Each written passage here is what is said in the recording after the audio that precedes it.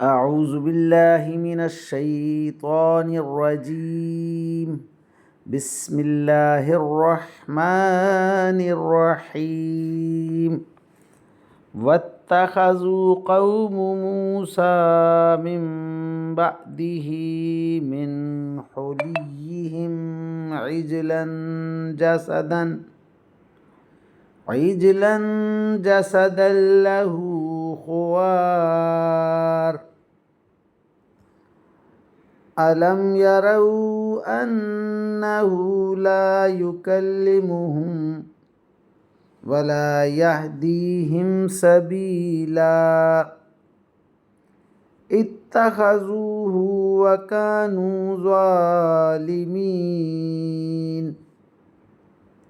ولما سقط في أيديهم ورأوا أنهم قد ضلوا قالوا لئن لم يرحمنا ربنا ويغفر لنا لنكونن من الخاسرين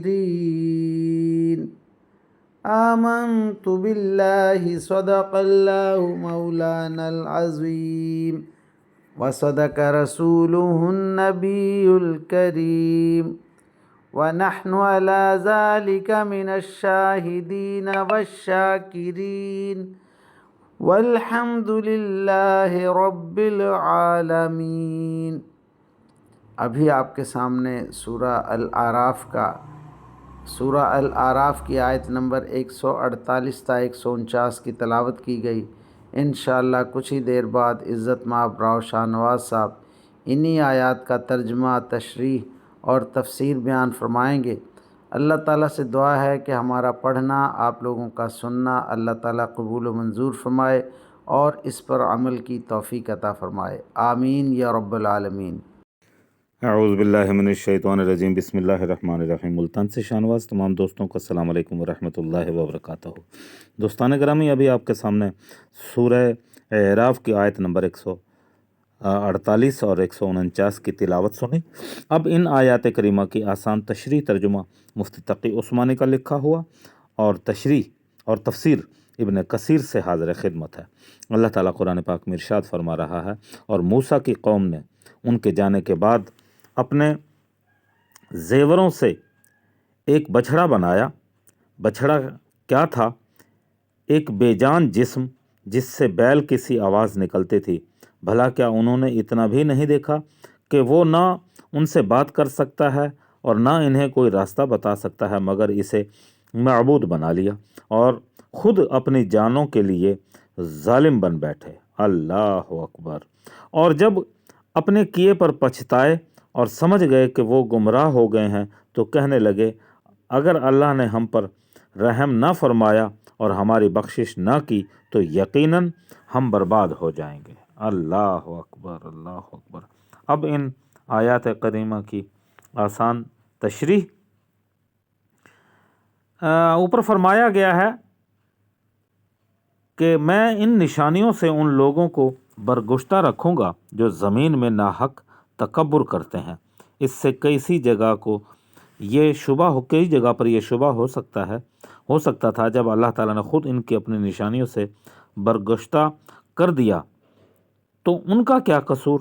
اس شبہ کو اس فقرے میں کے ذریعے دور کیا گیا ہے۔ مطلب یہ کہ جب کوئی شخص اپنے اختیار سے کفر پر اڑا رہے اور اس کا راستہ اختیار کر لیتا ہے تو ہم وہی راستہ اس کے لیے اس کا مقدر بنا دیتے ہیں۔ اللہ اکبر، اللہ اکبر۔ اور اس سے اپنی مرضی چھین لیتے ہیں، یعنی اس کی جو مرضی ہے پھر وہ اس سے چھین لیتے ہیں۔ اللہ اکبر۔ اب ان آیات کریمہ کی تفسیر ابن کثیر سے عنوان ہوتا ہے سامری جادوگر کا تیار کردہ بچھڑا اور اس کی حقیقت۔ بنی اسرائیل میں سے گمراہ لوگوں نے گوشالہ کی پرستش، یعنی وہ جگہ جہاں پر گائے کی پرستش کی جاتی تھی، جہاں پر گائے رکھی جاتی تھی، اس کو گوشالہ کہتے تھے۔ گوشالہ کی پرستش کی تھی۔ سامری نے ان زیورات سے جو قبطیوں سے مستعار لیے تھے، یعنی ادھار لیے تھے، ان کے سونے چاندی سے بچھڑے کا ایک मुजस्समा बनाया और उसके पेट के अंदर एक एक मुट्ठी भर मट्टी डाल दी जो जिब्राईल अलैहिस्सलातु वस्सलाम के घोड़े के कदमों तले से हासिल की थी। अल्लाहु अकबर। चुनाचा इस बछड़े के अंदर से ऐसी आवाज़ निकलने लगी जैसे गाय की होती है। ये सारा खेल मूसा अलैहिस्सलाम के ग़याब में हुआ, जबकि यानी उनकी गैर मौजूदगी में हुआ, जबकि आप मीक़ात रब के खातिर तौर पर गए हुए थे, यानी अल्लाह ताला से मिलने के लिए गए हुए थे।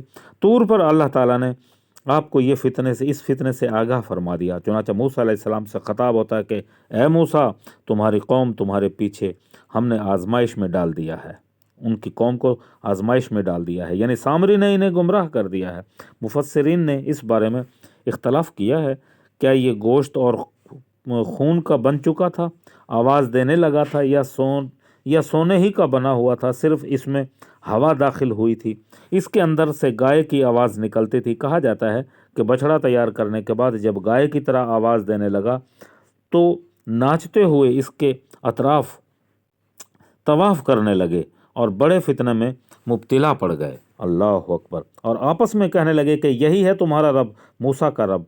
मूसा भूल में पड़ गए हैं। इरशाद होता है कि क्या वो इतनी सी बात को नहीं समझे कि आवाज़ निकलता है तो क्या होता है, वो तुम्हारी किसी बात का जवाब तो देता नहीं, ना ही तुम्हें कोई नुकसान पहुंचा सकता है। चुनाचा इस आयत करीमा में फरमाया गया है कि ना वो इनसे बात करता है, ना इन्हें कोई रहनुमाई कर सकता है। इन गौशाला परस्तों को सजनिश हो रही है कि बछड़े को लेकर गुमराह हो गए हो, खालिकुस समावात को भूल गए हो, इनकी आँखों पर जोहल और गुमराही के पर्दे पड़ गए हैं। जैसा कि हज़रत अलैहिस्सलातु वस्सलाम ने फरमाया, किसी शय की मोहब्बत में तुम्हें अंधा बहरा कर देगी। और जब वो अपने फेल पर नादिम हुए और समझ गए कि वाकई हम गुमराह हो गए, तो कहने लगे अगर अल्लाह ताला ने हम पर रहम ना किया, मग़फ़िरत ना की, तो हम बड़े घाटे में रहेंगे। अल्लाहु अकबर, अल्लाहु अकबर।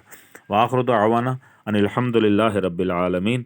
ऐ मेरे परवरदिगार, जो कुछ पढ़ा गया अपनी बारगाह में मंजूर व मकबूल फरमा। आमीन या रब्बुल आलमीन।